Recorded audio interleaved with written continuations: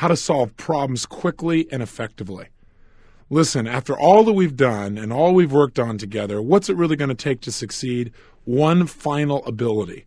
And that is the ability to handle the inevitable problems that will come up when you start making major progress towards any goal. That is, I don't care how much skill you have, how much ability you have, how great things are flowing, problems are going to come up. And the reason is problems are part of life. They're part of what allow us to grow and expand and become somebody. Our life would be pretty darn boring without problems. In fact, we wouldn't get to know who we really are.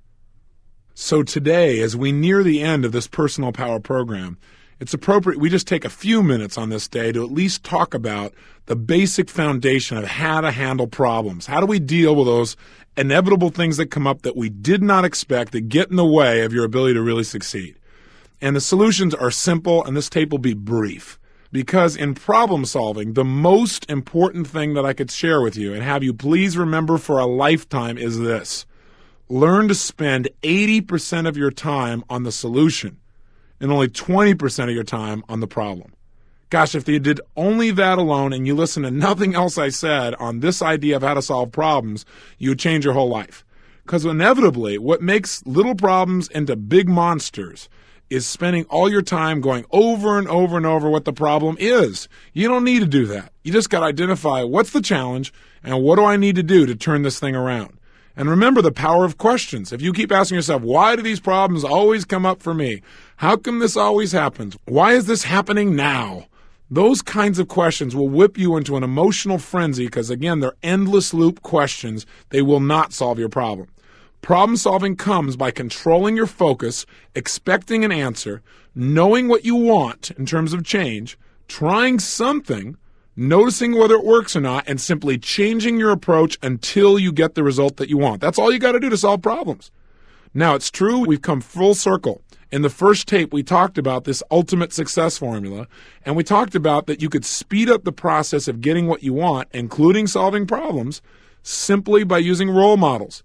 Hey, if I've got a problem, the first thing I try to do is ask myself, how can I turn this around? What's the quickest way I can turn this around? What's the fastest way I can turn this around and maybe even have fun doing it? Or how can I learn from this while I quickly turn it around and have fun during the process? Remember, your brain can answer any challenge, any problem, if you just ask an effective question of yourself. And where your resources are not enough, there are plenty of people that have already gone through whatever problem you're going through who can give you solutions if you'll just model them. In other words, human experience, even though we're unique, the challenges that we experience in our lives, in relationships, in business, in friendships, in parenting, in economics, and in managing our physical body, those problems are common. And the solutions are also common. So finding a role model is a way to speed up the process of solving problems, finding out from them what they did, doing the same things, getting the same kinds of solutions. The thing that stops most people from being able to handle their problems is an emotional state known as overwhelm. If you get yourself in a state of overwhelm, then what's going to happen is your inherent ability to deal with virtually any problem gets squashed. So how do we stay out of overwhelm? Answer, learn to do two things. One, learn to associate in your mind massive pain to being overwhelmed. In other words, teach your brain to go into a state of overwhelm is much more painful than to deal with a problem. If you'll do that, your brain will do anything to stay out of overwhelm. In addition, teach your brain the pleasure that it gets by solving problems. Because the truth is in life, some of the greatest satisfaction you'll ever have is from taking on a massive challenge where it looked like there's no way to turn it around and pulling it off. One of the outcomes that I'm most proud of in my life came out of one of my most painful experiences. I turned my company around from $758,000 in debt from a guy who embezzled $250,000. You can't believe the sense of satisfaction and confidence that comes when you've been able to systematically every day handle virtually every problem that a business can have and turn it around. It transforms your belief about what you're truly capable of as a human being and creates an unbelievable sense of pride, of accomplishment.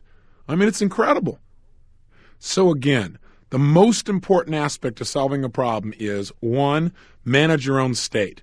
You've got to stay out of overwhelm. You've got to stay resourceful. No matter what the situation is or how tough it may seem, remember, you've had challenges before. You've had things that looked impossible before, and you've turned them around. So be willing to trust yourself. to have faith that you can find a way, but the way is not going to be found by you giving up or by you becoming overwhelmed. 2, make sure your focus immediately is define the problem explicitly and in writing on a piece of paper, and spend no more than 20% of your time to solve the problem on describing what the problem is. The rest of the time's got to be on the solution. 3, come up with your best plan to handle the challenge as quickly as possible and act upon it. Do not wait. Remember, momentum carries with it power, and inertia binds you to stagnation. Once you've taken action, keep your eyes and ears open. Pay attention. Step 4, notice what you're getting from your present actions. Are you getting closer to the solution, or are you just creating more of a challenge for yourself? You've got to develop that sensory acuity to pay attention and notice the impact. Step 5, if what you're trying isn't working, change your approach.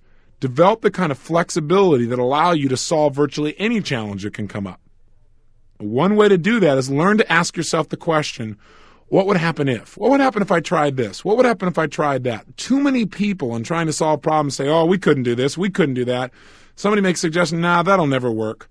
Instead of shutting off possibility, open yourself to any solution by asking yourself the question, what would happen if? What would happen if we did try that approach? What would happen if we tried something that we'd never tried before? What would happen if we tried this thing that seems to be silly?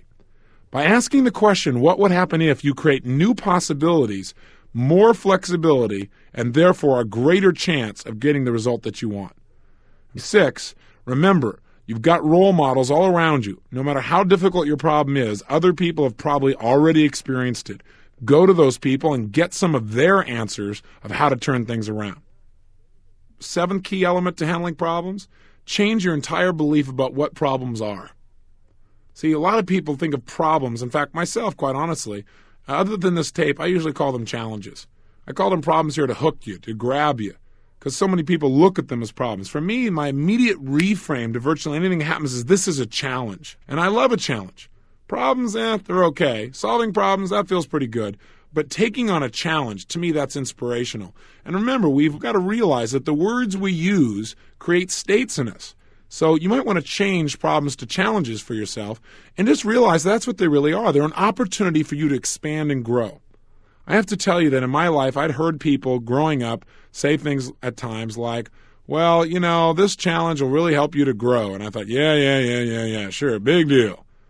But in reality, as I look at the most difficult situations in my life, the biggest quote-unquote problems, the biggest challenges have caused me to grow the most.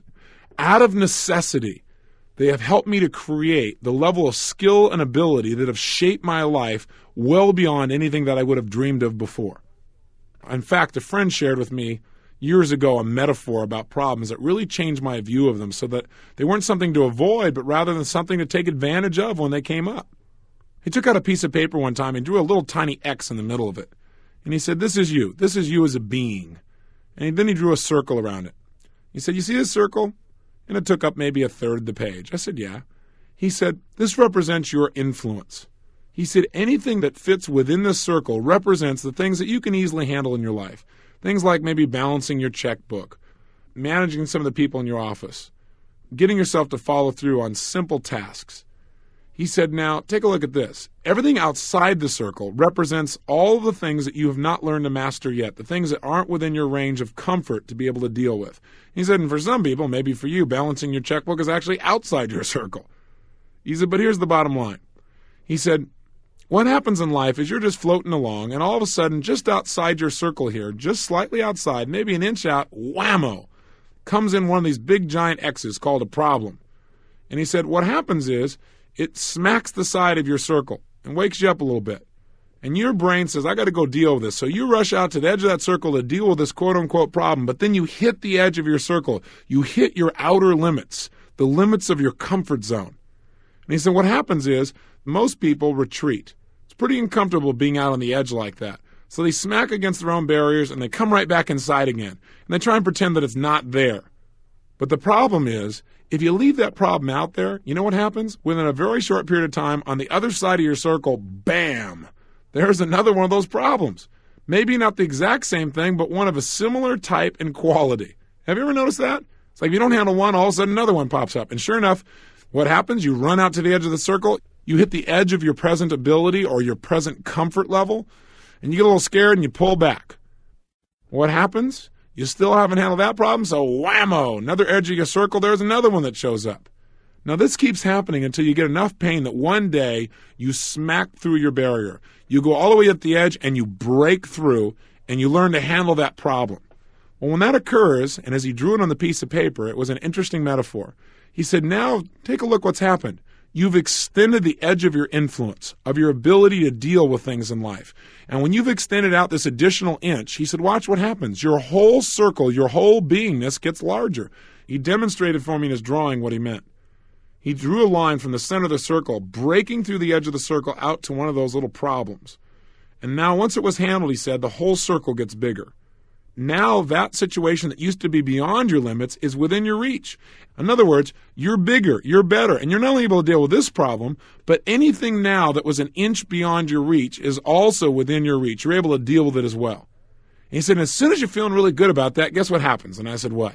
He said, another bam hits you, and there's another problem about 2 inches outside of your circle. And he said, if you don't deal with it, pretty soon, bam, another one. He said, but eventually you break through, you handle that problem, and your circle expands. He said, that is the purpose of living. The purpose of your being is to expand. And he said, the purpose of problems is to cause you to expand. Without them, you'd stay where you are. In fact, he told me that in its original root, the word problem actually means to throw forth. Now think about that, to throw forth. What does that imply? It implies that you and I throw forth the very problems that we experience in our life. Is it really possible we throw those things out there so we'll continually expand and grow? Hey, I don't know if this is really true, but it might be a fun and useful way of looking at problems, where now you say, hey, I threw this thing out here so I can expand and grow like crazy, so I can deal with more, so I can become more as a human being. I think it's a more useful way of looking at problems rather than thinking in life that you're going to solve your problems and then someday there won't be any. I don't care who you are or what's happening, there are going to be more because their purpose in life is to cause us to grow. And if we're not growing, we're not going to be happy anyway. So let me offer you one final thing in this tape, and it's maybe the best element out of the things we've talked about thus far, and that is this. We've talked about the fact that what we focus on is what we get, and that questions, the quality of the questions we ask ourselves basically determines the quality of our life. A long time ago, I realized that problems were going to be coming up on an ongoing basis if I was going to deal with a large number of people and expect to do a lot in my life. So I decided to develop a series of questions that I could use to take myself from feeling like I had a problem that was overwhelming me into a place of creating solutions. So I developed 5 questions, and I call them my problem-solving questions. And you might want to jot these down, even stop the tape one after another, and make sure you get them down in your notes. By applying these 5 questions, for myself at least, I've been able to deal with things that used to absolutely devastate me and actually turn them around into something that I really began to enjoy. And presenting to you these 5 problem-solving questions, I want you to know they can work for really big problems or for small ones. One thing that's important to remember is this. Small problems seem big very often, don't they? So dealing with the size of a problem doesn't matter. This system will work for anything. Let me give you a simple example. I remember one time I came back from a seminar tour where I'd done approximately 25 seminars in about 27, 28 days. And to say the least, I was a bit physically burnt out. And I came back and I felt like I'd not really had any space or time. And I don't know if you've ever been in that place, but that's where I was. And I came home and found 100 messages, just under 100 to be accurate, that I personally was supposed to respond to. That was not all the hundreds of calls that had come in that other people had handled for me. These were people that had to speak to me personally. Now, you talk about stress. When I saw this list and thought, I'm only going to be home for about 48 hours, and this is what I got to do on top of everything else, I went nuts. I started to feel angry inside. Why? I asked myself lousy questions. Questions like, how come I have to do this? How come I never have any space? I don't have any time at all. Pretty soon whipped myself into a real good frenzy. Now, the bottom line is, I realized that's not going to support my life. Fortunately, though, now I have a system for dealing with it. And anytime I start to get upset, anytime I start to get hooked by a problem, these are the 5 questions I ask. Question number 1, what's great about this? Well, my first response is nothing. So then I modify the question and say, well, what could be great about this?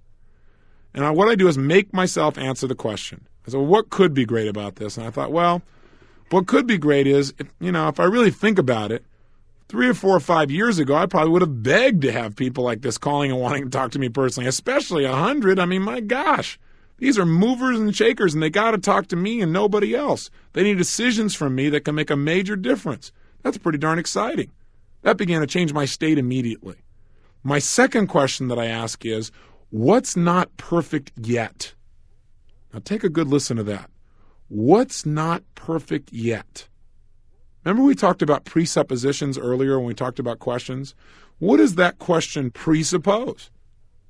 The answer is pretty simple. It presupposes that it's going to be perfect. That's kind of nice, isn't it? Isn't that different than what's the problem? It changes your state immediately. So I said, what's not perfect yet? My answer was, well, what's not perfect yet is even though I've got all these great people calling me, I don't have quite enough time for my own personal life. Third question, what am I willing to do to make it the way I want it? Again, what am I willing to do to make it the way I want it? Now again, listen to the presupposition here. What am I willing to do to make it the way I want it presupposes that I'm, one, willing to do something about it, and that I can. Those are pretty good ways to look at the world. And so what happens is it gets me to focus on some solutions. So my brain said, what am I willing to do to make it the way I want it? And I thought, well, I'm willing to find a way to make the calls because these people deserve to have an answer. And I'm willing to change my schedule and my life so that I have more time for myself. I'm the one responsible and I can create it. Question 4. What am I willing to no longer do in order to have things the way I want them? Well, when I thought about that, I thought, well, I'm willing to no longer complain about the situation when I'm the one who set it up. I'm willing to no longer put myself in a position where I have to answer all of these calls. I'm going to develop a different strategy where more of these people can be handled by someone else. And finally, the 5th question, probably the most important one out of the list. How can I do what's necessary to get this job done and enjoy the process? Critical question. Because what happened when I asked it of myself is I said, how can I get this job done? How can I return all these calls and enjoy the process? My brain immediately got an answer because I asked a good question. My brain said, hey, you own a jacuzzi. You haven't been in the thing for 6 months. Why don't you take the telephone outside, take your computer with you, turn on the jacuzzi, get in, and make your calls from there and be a true Californian. That's exactly what I did, and I had a blast. I sat out there and called people and said, hey, how you doing? I'm calling you from my jacuzzi. What are you doing working for a living? And I harassed people and teased them and absolutely had fun. I made all the calls. In fact, I wanted more. I made it through all of them. Couldn't reach a lot of people, so I started looking to see if there's anybody else to call. See, here's the key. You and I have the resources in our lives to figure out how to enjoy anything. The problem is we don't ask the right questions. I took myself from a place of absolute overwhelm to a place of getting the job done and enjoying it through asking 5 questions. It'll work for virtually anything. So here's your assignment for today. Jot down the 5 problem-solving questions. Here they are. Number 1, what's great about this or what's good about this? And if your brain goes nothing, say, well, what could be great about it? Question 2, what's not perfect yet? Presupposing it's going to be perfect. Question 3, what am I willing to do to make it the way I want it? Question 4, what am I willing to no longer do in order to make things the way I want them? And question number 5, how can I do what's necessary to get this job done and enjoy the process? Write down these 5 questions. You can play back the tape if you didn't get them down. And then what I want you to do is very simple. I want you to pull a problem out of your life, something that's a challenge right now. And I want you to run yourself through these 5 questions and write down the answers. Don't just answer them verbally. I think what you'll find by the end is you'll not only have solved your problem, but you may have created a new opportunity for a lot more fun. Play with your problems, enjoy them, and grow from them. I look forward to being with you again tomorrow. Till then, live with passion.